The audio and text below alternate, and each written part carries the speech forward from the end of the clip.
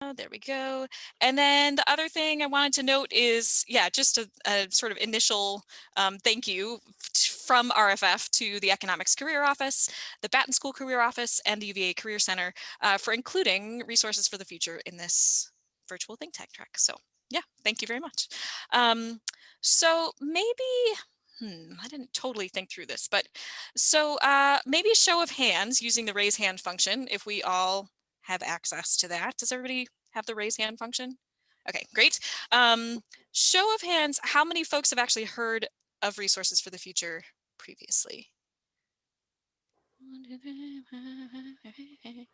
Oh, this is very handy actually. Okay, all right. Oh, Bill. Yeah, Bill, we know you have. Dallas, are you gonna raise your hand? I'm just kidding. But I can't. This is as best I've got. you raise your tail. That's good. Okay, so there. I think there are about 8 of you. Thanks very much.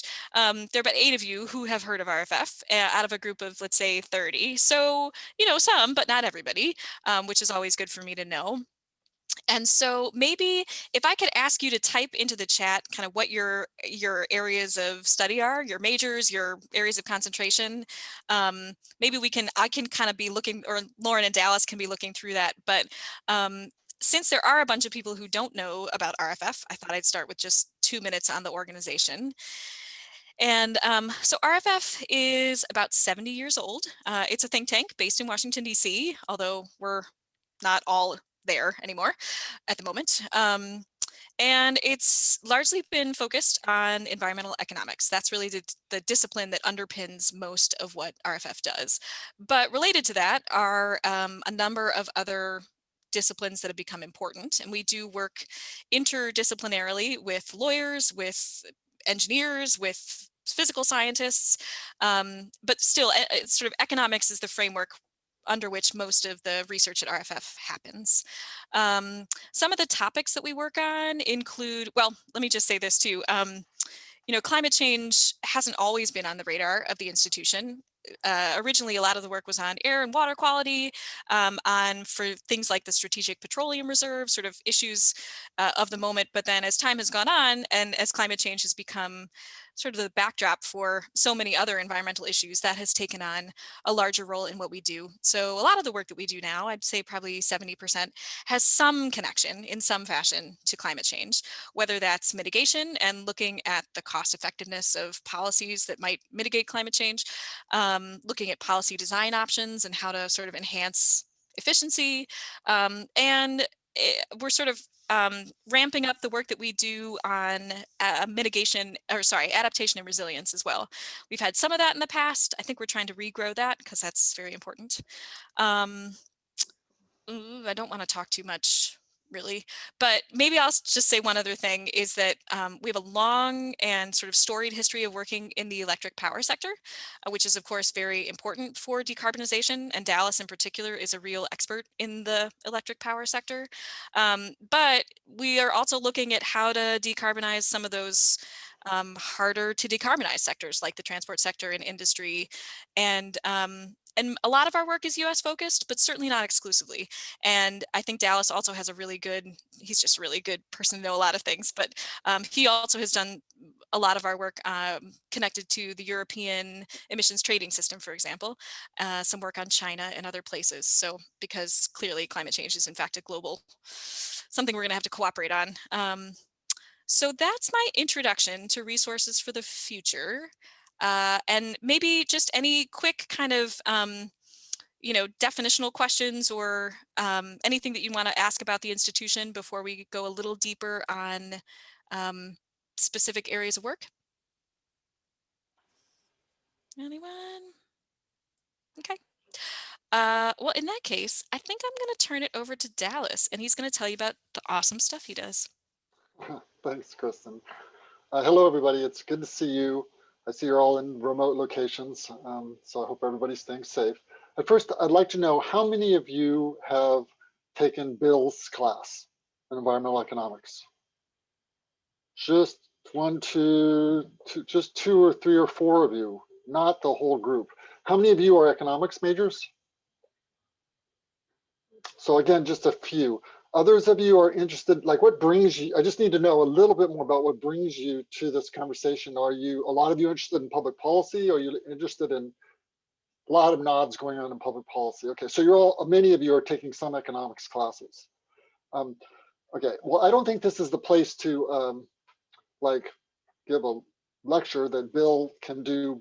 I highly recommend Bill's class from having spoken to several students who have taken his class, and also having worked with Bill on a project on the electricity sector in India, in which Bill pre-recorded 8 video YouTube talks that he showed a lot of charisma. So if you're looking for a class to take, you're going to get a lot of value for the term if you're in Bill's class. And Bill's going to give you the foundations of environmental economics, but also the policy context in which this all becomes hopefully relevant to some degrees. So what I'll do is just take 10 minutes now, Kristen, to say a little bit about what I work on, and both from, not giving any lectures in economics if I can help it, but what I work on and how I got into it and how it becomes relevant in the real world, I think.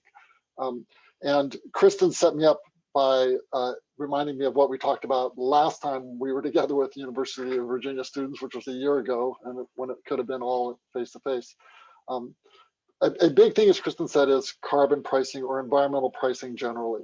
So those of you who have taken economics classes, even if you don't believe this is true, you'll understand the reasoning for why economists argue that putting prices on environmental harm is a very powerful and, in principle, the most efficient way to deal with environmental problems. It's a powerful instrument because it creates incentives that go all the way through the economy, not just like if you're paying, a little bit more if you put a price on gasoline that represents the carbon emissions of gasoline, it changes refinery behavior. They want to keep their prices down. It changes behavior at the gas pump because you see a higher gasoline price.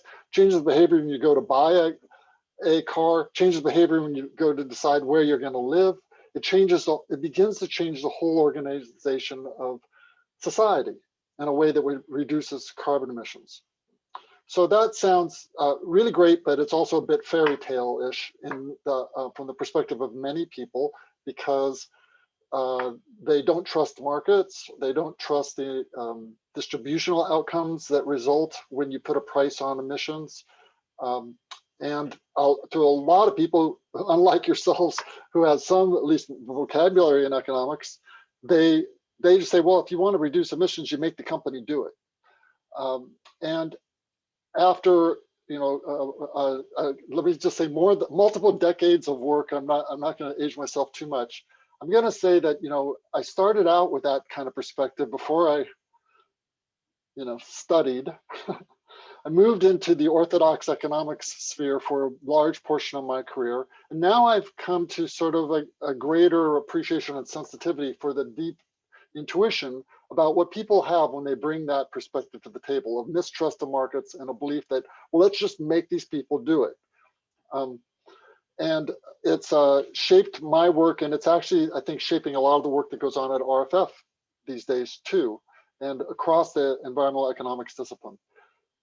In brief, I'd say that without a question, anybody who's a card-carrying economist still will say that putting a price on an environmental harm is the most efficient thing that you can do and the most effective thing you can do. But after trying to do this for 2 or 3 decades, it turns out to be hard. I mean, even if we could put a price on carbon emissions, could that price be high enough to drive innovation quick enough to address the challenges that we face? And if it was high enough to drive that kind of innovation, how would it disrupt people's daily lives, and how would it affect the distribution of wealth in society? These are all like deep concerns. So my own thinking, I'm being a little bit preachy here, but you got me for 10 minutes, so this is what you get. My own feeling is that it's imperative to put a price on carbon, but it's not sufficient. And the policy portfolio that I think we see emerging kind of as the progressive mainstream on addressing environmental issues now recognizes the importance for a policy mix that I would describe as get a price on carbon, but don't expect the price on carbon to do even a majority of the work in the near term, and create a machine, a regulatory machine, if you will, a whole apparatus that sees a growing role for that carbon price over time. And well, what is in there other than a carbon price? Things like performance standards on industry or transportation that take, once you might say, well, what's a performance standard? Or I'm going to say, use the term tradable performance standard. What's a tradable performance standard? But it's actually things that you hear about all the time, like vehicle efficiency standards are an example of a regulation that says, the average, that says that vehicles have to have a certain miles per gallon. That would just be a performance standard, but 3 decades ago, regulators got smarter than that, and they recognized how useful it would be to have that be a flexible standard. So instead of saying every vehicle has to achieve a given outcome, we say that has to be achieved on average within a company. And now we say that has to be achieved on average within the industry, and that credits could be tradable, and such that some kind of level of efficiency is achieved overall. This still has important costs on the economy, just as would a carbon price. And to backtrack from what I said slightly, the really angry economists would say, well, you're imposing costs but using a program that's less efficient than carbon pricing, so those costs are higher, and furthermore, they're hidden, so people don't even see them. So you're dragging down the economy to do this, to implement this regulation in a way that's not efficient, and it is actually hurting people, but they can't really see the source of the harm. This is the kind of stuff that you all should, I'm not going to resolve that dilemma for you, but this is all what's going on in the meta level conversation and public policy analysis these days, I think. But I do think that even within the mainstream economics literature, there's now a real recognition of the need for what we'll call directed technological change. That is, regulations that are aimed to go in and make refrigerators more efficient. That's sort of history, because that's an example of appliance standards that turned out to be very, very effective and saved households a lot of money and saved a lot of emissions. And other types of standards, like light bulb standards, or something that I would think like are just so obvious.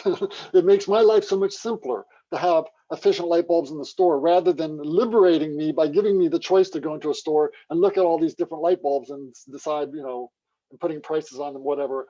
I mean, I'm okay with standards to some degree in my life, but you all, libertarians among you might have other arguments to bring to the table. That's very well and good. But the idea of directed technological change is to drive certain types of technologies, specifically where they're hard to reduce, sectors where there's hard to reduce emissions. And the two that everyone thinks about these days is transportation and industry. 20 years ago, we would have said the same thing about electricity.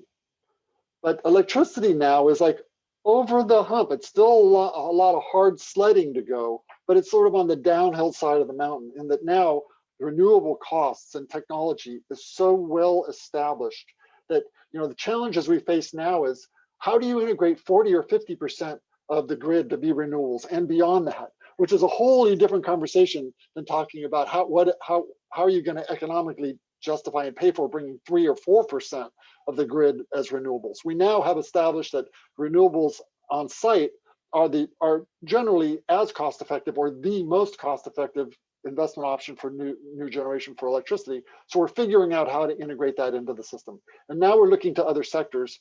But I mention this because we got here in the electricity sector, well, through a lot of things. There were markets played a really key role. There was some types of pollution pricing involved. And then there was a whole lot of, we'll say, kind of clumsy and inefficient regulatory policy, like renewable portfolio standards, that drove massive amounts of investment in renewables that were kind of, I always used to like to say that it's not about achieving emission reductions in 2010 or 2015 or even 2020 when we think about these technology standards in electricity or elsewhere. It's about achieving emission reductions in 2030 and 2050. It's about developing the technologies that are going to make it be possible further. And a carbon price could do that, but the carbon price would have to be very high and would have to be implemented very quickly. And given the political unsustainability of doing that, then it's become important. And so in the transportation sector, we see things like vehicle efficiency standards and things like, you might have heard of the low carbon fuel standard.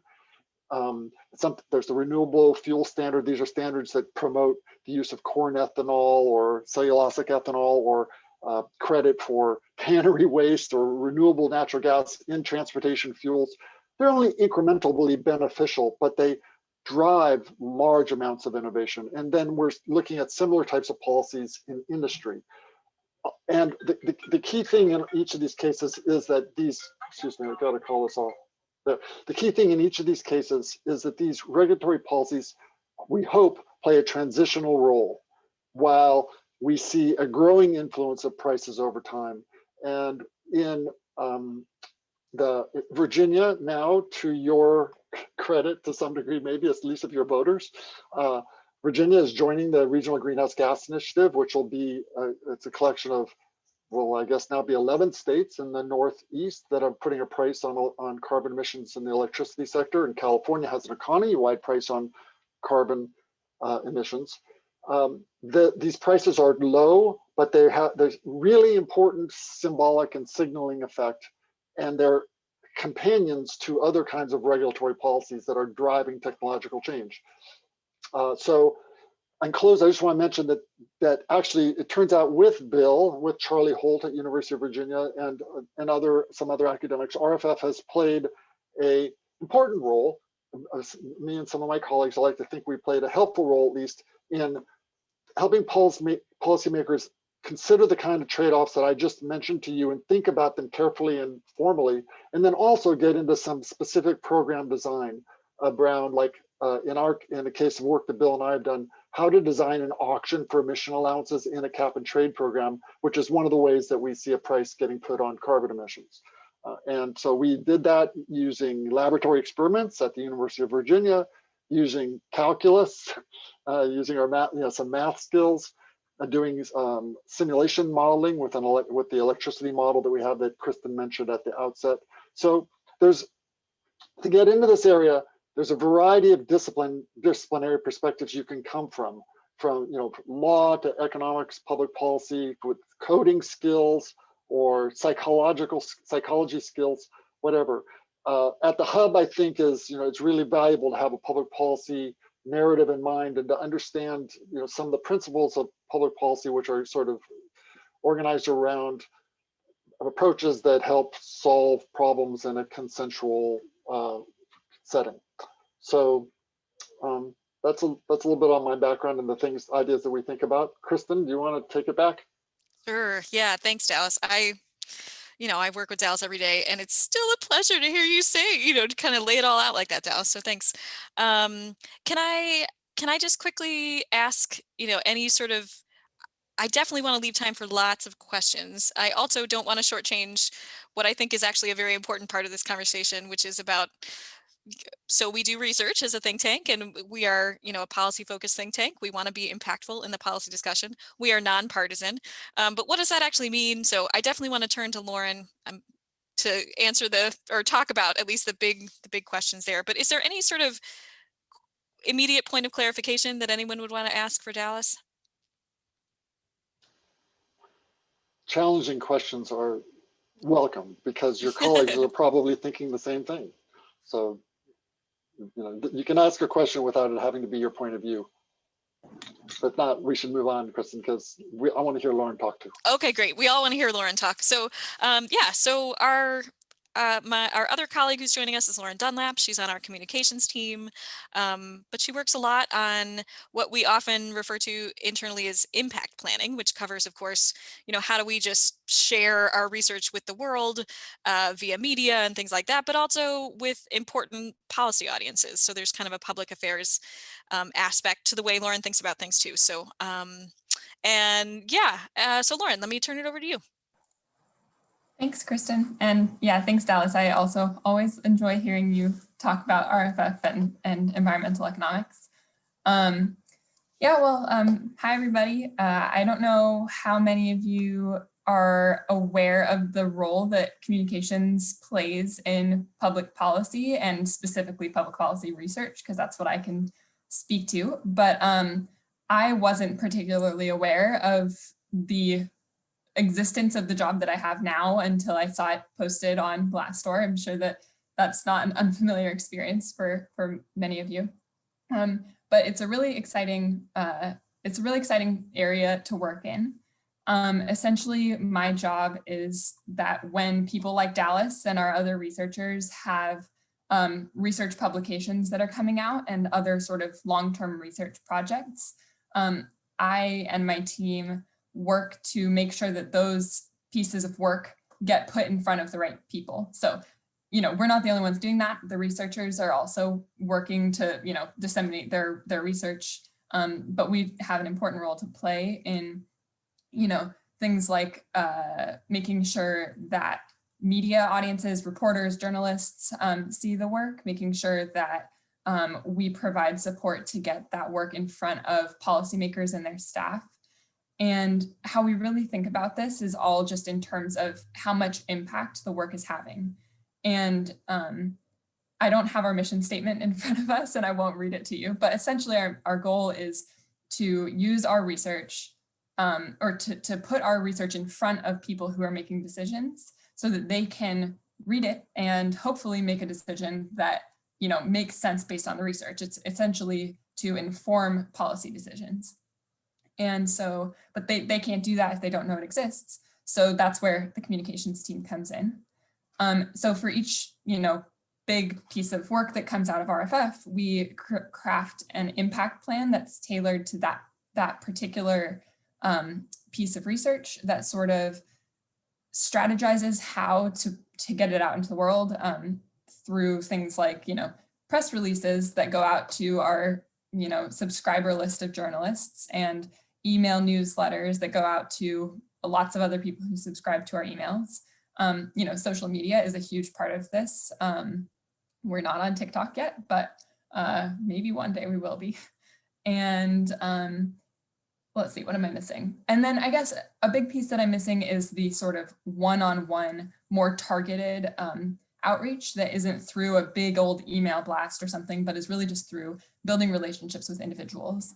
And that's something I've learned a lot about since coming to RFF. I've just really seen that one of the most impactful things that can happen is it's basically the opposite of social media, although I guess you can use social media, but it's just sending emails to the staff on the people on policymakers staff, the individual journalists who you think are like really going to be interested in this, and other, maybe even other academics, although I think that that's often something that the researchers take care of themselves. So I think that that's a big piece of it. It's really like thinking about different audiences and thinking about who needs to see this work in order for it to have the biggest impact it can have. And it's a pretty fun, and it's a fun job, and it sometimes can be frustrating, and sometimes it's really not frustrating. Sometimes you put a lot of work in and see a small payoff, and sometimes you put a lot of work in and see a really big payoff. And so I think, yeah, I mean, that's sort of sums it up. But one of the things that I've been thinking about lately is just what I'm grateful for as a communications person at RFF is that I have the opportunity to really see everything that's going on at RFF. And I can sort of take a deep dive on one specific topic. For example, Dallas had a great paper on tradable performance standards that came out on Tuesday. So I was able to, talk to Dallas about that paper, work with my colleagues to write up a press release and come up with a list of journalists who we think would be interested. And, ultimately I get to become really familiar with that little chunk. And I get to do that with every researcher at RFF. So, there's one side of this that is, in terms of like really concrete next steps for many of you, which I imagine, at least I know that when I was in college, I was thinking, what's my job going to be when I graduate, right? Like in terms of concrete next steps, there are a lot of great directions to go. There's going into research itself as a research assistant or something like that, where you're going to probably work on maybe a variety of projects, but you might work with a few researchers. You'll probably get a little deeper into a specific area. And then there's something like communications on the other side of it, where you're looking at a lot of different areas, you're sort of dabbling here and there, and you're not necessarily going really deep. So it's sort of the specialist versus generalist breakdown, I think. And anyway, so that's all a little, I think this has been a little stream of consciousness, so hopefully it all follows. But yeah, I think that's a lot of what I have to say. And Kristen, I may have missed many things, so please let me know if there was something you were hoping I would talk about that I didn't. No, that was awesome. And yeah, I guess I just wanted to echo something that Lauren said too, which is something I should have said at the outset that Lauren referenced was kind of the diversity of jobs in a think tank as well, since, you know, at least in part, this is really about kind of career steps and next steps. And so, yeah, I really firmly believe what Lauren said about the communications piece being critical. I think we have a really amazing communications team, and, you know, it's a collective effort. Certainly the communications team couldn't do its job without having something to communicate, but I think there really is a benefit to having people who understand how to get this out into the world in different ways. And many of our researchers are very talented at that themselves, but it really helps to have folks who are focused on that. But we also, you know, the types of skills that are really relevant and useful at a place like RFF that does original research and nonpartisan research. There are people who can do everything from kind of literature reviews and you know, kind of a broad understanding of a policy landscape. There are modelers, people who are really, as Dallas mentioned, like really into the coding and who understand the systems on a pretty technical level. There are, of course, always with any nonprofit organization, folks who can raise money, and that also has a very strong kind of communications component to it. And there are folks who need to be able to project manage well. That's another really valuable way to contribute to an organization like RFF, is just when there are so many moving parts, and often some of these projects are sort of multi-author and multi-product, having people who can really move the ball forward is actually really important. So that's another opportunity to get involved in a place like RFF that might be a little different from just, you know, just coming in as a researcher yourself. But, you know, obviously the research function is the kind of the bread and butter of the organization. And we do have a number of research assistant opportunities. In fact, we're about to post a new posting. A number of our RAs are going off to graduate school, so we're hiring for a new cohort. We also have intern programs working across a range of different issues. So yeah, so that's the flavor maybe of the different ways to get engaged in a think tank generally, and then RFF in particular. So I think we have talked at you for a long time now. So maybe I'll just ask if anyone has questions of any type, whether it's about kind of what the work environment is like, or when the Transportation Climate Initiative, you know, if anything sort of from institutional to substantive that you might want to ask. Kristen, before that, could I just hop in with two more quick things? Of course, yeah. One is that, and I forgot to say either of these, but I was thinking of them. They're both things I, again, would have wanted to hear just like a few years ago when I was in college. And one is that all of this really applies for across the board of policy areas. So I'm not sure whether all of you are interested in environmental policy specifically, but if you are, great, you're in the right place. If you're not, that's okay too. Like, there are think tanks and other organizations that do this exact work for, I think, most policy areas. So that's just, you know, good to know. And then another thing is, I just wanted to sort of mention that I personally studied chemical engineering in college. I left college and never really touched it again, other than the fact that it, you know, it's helpful to have a technical background. But for anyone who's studied something different than what we are talking about right now, or what you're interested in, you know, if you studied something environmental, but you're interested in healthcare policy, or, you know, vice versa, I just want to throw it out there that you're not stuck in what you majored in. And that's not necessarily specific to RFF, but it is definitely relevant. So as someone who went from engineering to communications, sometimes it might be difficult, but I just wanted to throw out there that that can be a helpful piece of advice to hear. Anyway, now questions. I think I saw Esther had her hand up for a second there. Esther, I don't want to put you back on the spot, but if you did have a question, I'd be happy to turn it over to you. Yeah, thanks so much for having this info session. I just wanted to thank you. And then My question, I just would love to hear from anybody from RFF, like what a day in the life is for an analyst, sort of like a quick rundown. And also, sort of like as somebody, and I know Lauren just talked about this, but as someone who is majoring in a physical science, I'm just sort of looking into like what other skills I can gain and classes I should be looking into taking if I want to like be a candidate for RFF, because I am really interested in the environmental economics sector.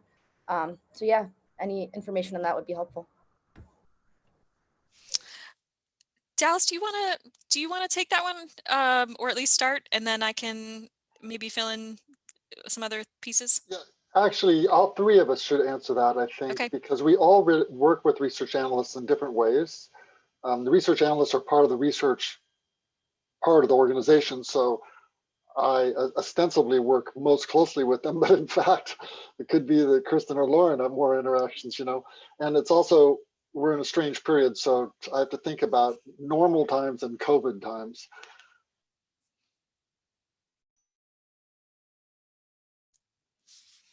Did Dallas just go quiet for anybody else? Dallas, all of a sudden we can't hear you. You were fine and then you were gone. Oh. I don't think he knows that Can't we. hear us either. Yeah, he's probably just talking. Where do you? Oh, now, okay. Now at least he's realized. Yeah, he can see. Okay. Sorry, folks. I don't know what happened. Oh, there we go. Okay. What happened is that Did your AirPods die? my AirPods died, and all of a sudden So this 2020. Yeah. Right after you I'll said stack in them. COVID times. Yeah. Okay. Yeah. All Is right. that the last Yeah. thing Go you ahead, heard? Dallas. The last thing we heard was basically none of your answer. It was like, okay, well, I ostensibly and COVID times, and then that was it. So yeah. Okay. Start Well, over. I can do it quicker the second time. Too. I was saying that all three of us work with research analysts in different ways, but ostensibly I work with them most directly because they work for me or with me on various projects. My own relationship, I mean, it depends on people a lot, but in RFF generally, the culture is that research analysts are not like, go Xerox this kind. Do you even know what Xeroxes are anymore? Go Xerox this or go, do this for me. There's a lot of that, but in my own case, it's not at all unusual for me to say, oh, I'll go look up some reference. You keep working on what you're working on, because what they're doing is, so important. So it's very collegial, especially with the kind of new skills and a lot of different areas that you all are developing. You do things that I can't do, or that maybe I used to be able to do and I can't do anymore. So it's a very collegial working group, I think. I think that you asked about a day in the life, and as I think I don't remember if this was heard, but in the COVID era, I hired a research analyst out in California who has been in California ever since, and so we talk on 3 or 4 days a week, but importantly, he talks with the other research analysts too, so that they sort of have, they have a tea hour now a couple times a week, or they have little internal research seminars where one or the other of them explain to the other research analysts what they're working on, or maybe they just get together and gripe about the fellows that they're working for and stuff like that. I don't know. But I think I should take a step back and just talk about what I remember, what we used to call normal times, what it was like for a research analyst at RFF. Um, RFF is a dressed down kind of place, 9 days out of 10. And then 1 day out of 10, you've got to be prepared. You put on your battle gear because you're going to be leaving the office to go meet with legislative staff, or you're going to be in some forum which is putting a public face on RFF. So then we would be, expect to put the best face forward for the organization. Otherwise, it's a lot like hanging around a university economics department in terms of the way people act and the way they dress. At least people who work with me always have a lot of flexibility in terms of their hours, because it's already understood that they're self-selected for really kind of being mission-driven individuals. They're really trying to do good work. They're not like environmental zealots. That's not what I mean. I mean, that they're professionally motivated and trying to, I think if you're going to go to in the nonprofit sector, you're trying to make the world better in some way. Um, Political agendas aside, that's like RFF, I think, offers an open intellectual environment where different intellectual and political views are expressed and are welcome and make the final result stronger, because the fact that we don't know the answer before we start a project, and people will come into projects with different perspectives in terms of what they expect to have happen, and in the course of doing the research, the facts speak for themselves. We will, I'm in the office, I would walk by somebody's desk at least one time a day. I try to do it intentionally to say, hey, how's it going? And then, or there might be a meeting. Otherwise, I would say, it's if you are extreme extrovert and really get through by every half hour touching base with another individual and really that much engaged, you should be talking to Lauren about the kind of work she does, because that's a really Lauren's group and team is a really intense, high powered, fast paced set of activities where they're dealing in communications and many aspects of communication, from event planning to helping us finish working papers and get reports out and doing media outreach and all this kind of stuff. They take advantage of all the meeting apparatus that are Zoom or Teams, Microsoft Teams or whatever have, in order to have all sorts of kinds of meetings during this COVID era. And when we're in person, there's lots of meetings, a lot of exciting dialogue going back and forth. The researcher job is still a little bit more of a loner job, in that if you like to do computer work, analytical work, you're going to do better on that side of things. But I would say that at least at RFF, people are not all by themselves, because so much of the product, well, I guess kind of in a public policy world, it's a little bit more interdisciplinary anyway. So somebody comes with a chemical engineering background or a physical science background, and as long as they have the vocabulary. So that's the key thing to answer your question at the outset, is you need to have the vocabulary of environmental economics. We have some research analysts who were undergraduate, red hot stars and majors in environmental economics. And then we have others that come from really other fields entirely, but which, the entry fee is that you need to have a vocabulary in environmental economics, understand, just, have one or two classes so that you really are comfortable there. And the more technical skills you have in some area, if that skill is going to be useful to folks at RFF, then you're going to, potentially be a really good fit. So maybe, I don't know if I kind of talked all the way around that question, but maybe that was helpful. Lauren, do you want to jump in and talk about that? Sure, thanks, Dallas. Yeah, I mean, I think that was a really great answer. I think, let's see, I suppose it does depend, and it sounds like mostly the question is about the research analyst job, which I can only speak to through secondhand experience. But, I think that skills that are useful to have include definitely various sort of coding skills and programming skills, that type of thing. That's always good to have. It's definitely not only for research analysts. It's like there have been times that it has really come in handy that I had some very basic, programming. I mean, yeah, like I guess the thing that comes to mind is HTML, which is probably not very research analyst relevant, but it's basically always useful to have coding skills, because it can help you to learn related coding skills, even if you're not like learning the right language or something. Dallas might be able to speak more to that, or Kristen might be able to as well. And then, this is less of a technical skill that you can just sort of take one class, but honestly, one of the most important things for any of these jobs, I think, is writing skills. If you can write well, that is a huge bonus, especially for communications, but certainly I would imagine for any other. I mean, if nothing else, it means you're going to be able to write a good cover letter. So just always practice writing. Like it's really, really important to write well. It's really important to have good attention to detail. Like these are obvious things. I know they're not quite what you're talking about, but I can speak a little bit more to those things than to the hard skills.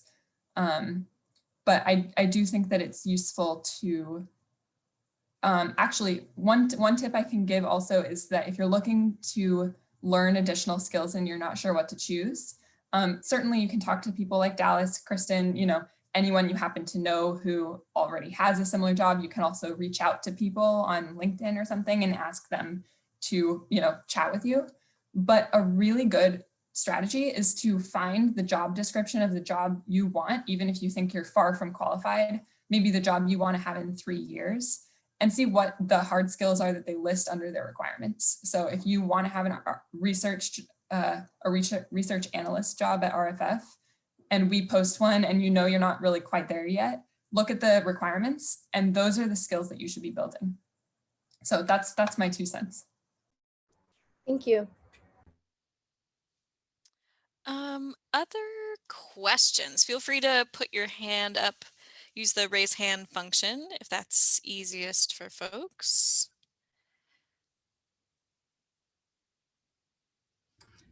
Dallas, is it good to have had some research involvement as an undergraduate?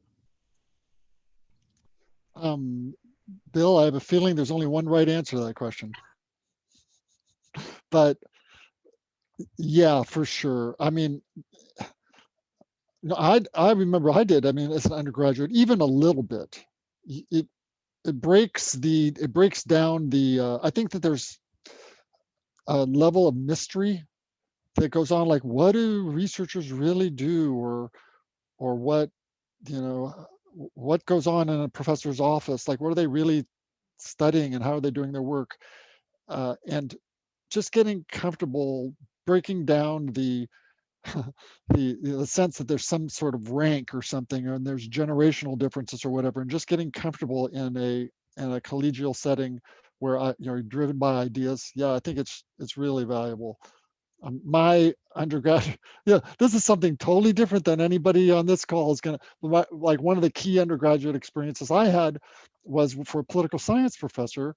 I'd really liked his class. I wasn't taking political science, but he hired me for several weeks one summer, and I sat there transcribing in pencil, little numbers into little boxes out of some detailed list of voting results that he had over a century of results in different county level elections. And I transcribed it into something so that then it could be coded into a computer and stuff. And you kind of see, one thing to learn, which is you really should face up to, is that a big part of anybody that's doing empirical work is data work. And the data work is usually, for most people, the least exciting part of the job. But it's like, if you're going to paint a room, the preparation is very important to what the final outcome's like. And the data work is crucial to what the final outcome's going to be. So there are a lot of ways. I mentioned that. I think it may be helpful to you because there's a lot of ways that you can get involved with research without feeling like you totally grasp yet what the whole project's about, or you don't have all the skills to do all the analysis. But there's always, stuff like data work and other kinds of things that have to be done that get you in to a research team and then help you build confidence and vocabulary to be able to have a bigger and bigger role. And so just getting that first experience in as an undergraduate, yeah, it's really be really helpful to do that before you end up leaving the university, for sure. So let me turn to Jackson and then Annabelle. Hi, thank you all so much for coming to speak to us, but this question is mostly for Lauren, but any input is welcome, of course. I was curious about those one-on-one outreach campaigns that y'all were doing. You mentioned that y'all spoke with policymakers and journalists and academics. I was curious if you all had ever approached like business leaders to do like strategic partnerships and things like that, and kind of just enlighten business leaders or production specialists about ways to be more environmentally conscious, and if that was like beyond the scope of y'all's work, or if that's something that you do or have considered doing. That's a great question. I think the short answer is yes. And the long answer is I'm going to punt this one to Kristen. Because actually, although I could definitely see that being a piece of the work I do, it actually just at RFF tends to fall more in a wheelhouse I think Kristen can talk to. Kristen? Sure. Yeah, no, that's fine. So, yeah, I would say the short answer is yes as well, and not so much in the sense of working with them on sort of operational matters. I think there are NGOs and organizations that work with companies to actually help them sort of reduce their own footprint or, think about their operations in new ways.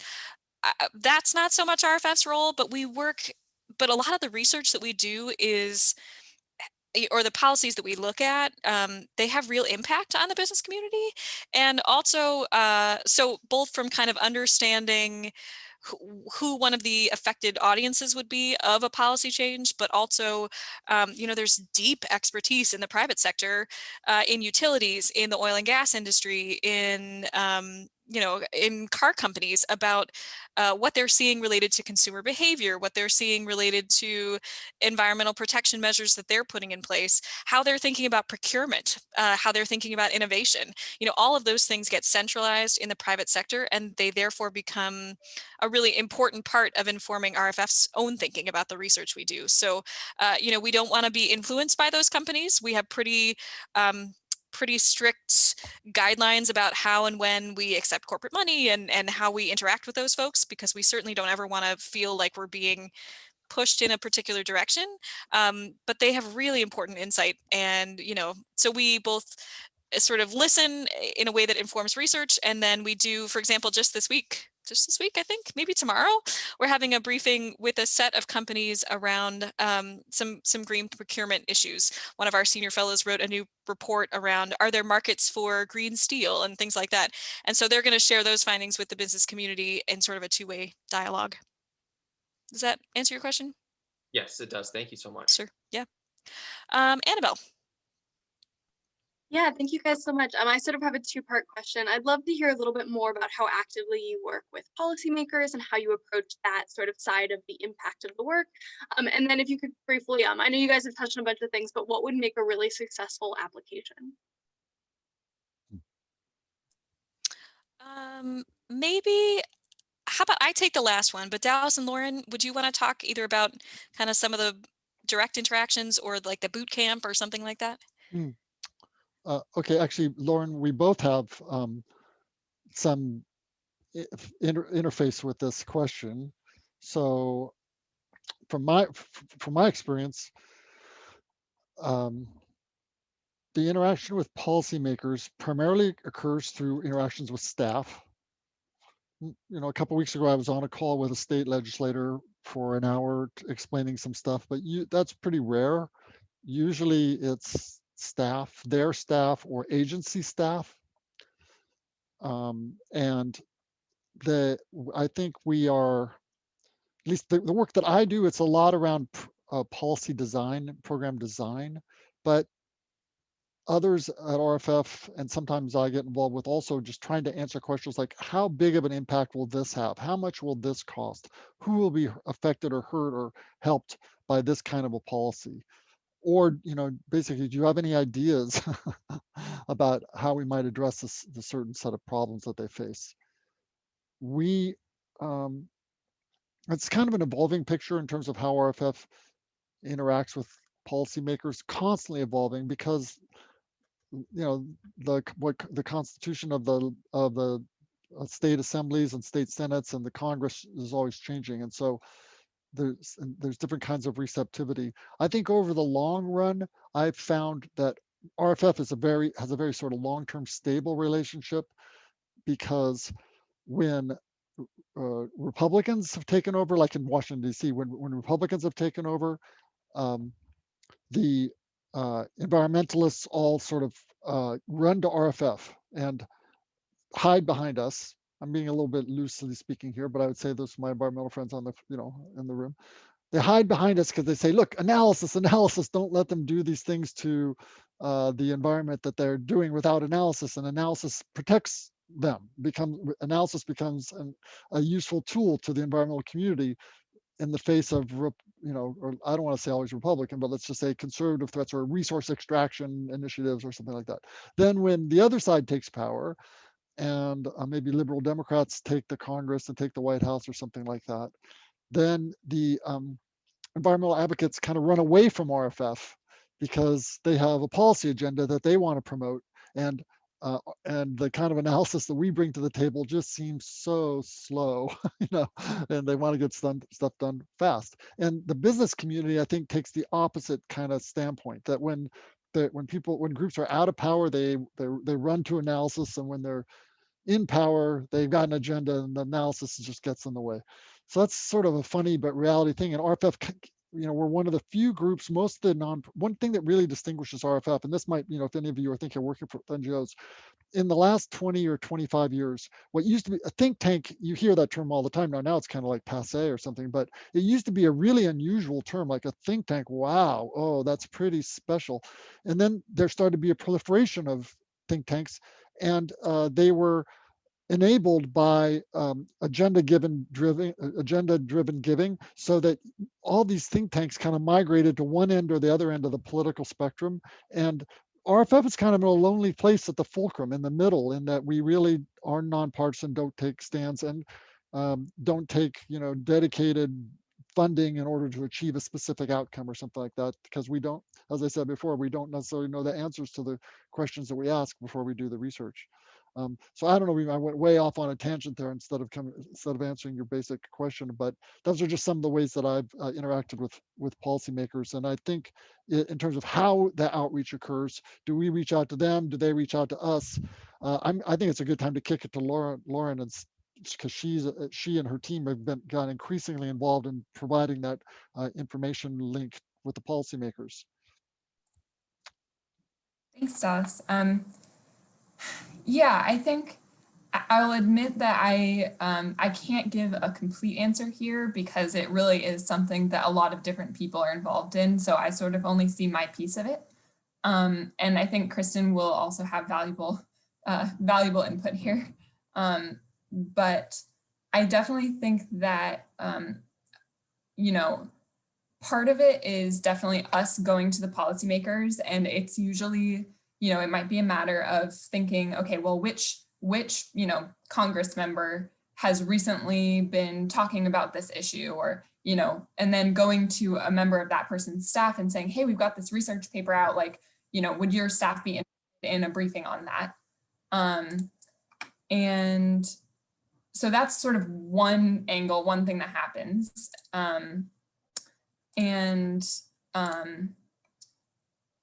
On the other hand, then there are some times when, they come to us and say, hey, we're working on this policy. And sorry, I've got a notification that I'm trying to turn off, so it's not annoying. But, they'll say, hey, we're working on drafting this piece of legislation, and we're interested to know what its effect will be. And so then our researchers will step in and work on, modeling how that particular legislation would affect things like, income for different household groups, or emissions of course.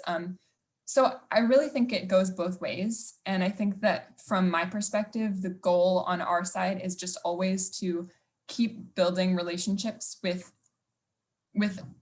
offices, with individuals. I think having relationships that, again, like one-on-one relationships is important, and institutional relationships are also important. So, the goal is really to build those relationships, make sure that we always keep the trust, that we're reliable, and, as RFF is, and that is sort of what I see as one of the sort of most important parts. All of that said, I think that I'm not necessarily the best person to talk to on it, but those are sort of my insights.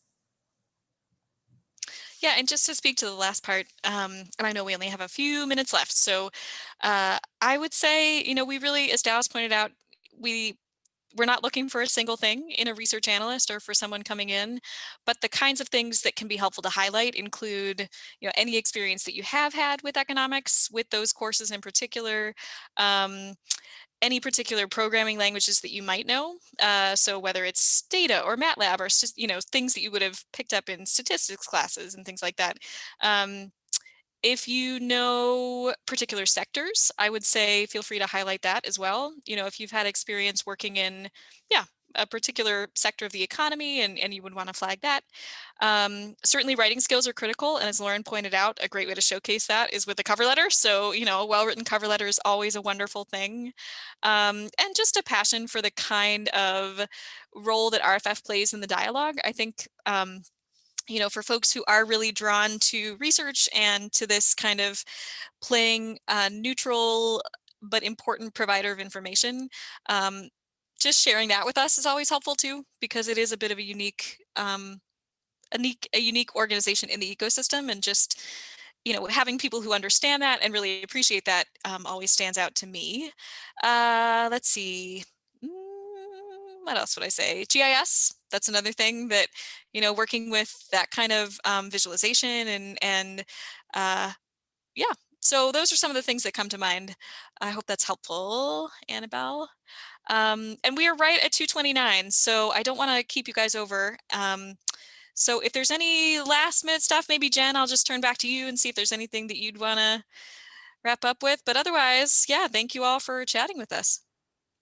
Oh, this was wonderful. Thank you so much, Dallas, Lauren, and Kristen. We are so glad that we were able to join you, that you could participate in the program. I think it would be wonderful if after the meeting, you could share with us the postings that are available. So the research analyst positions and the internships, and then we'll make sure the students get all of that so that they can then follow up and apply for jobs. Sure. Okay. Well, that all sounds great. Hopefully we'll see some of you again then, and hopefully it'll be in person. That would be really nice. So, Very nice. All right. Well, thank you, everybody. And yeah, Lauren and Dallas, thank you so much for taking the time, and to all of you as well. Wonderful. Bye. Everybody.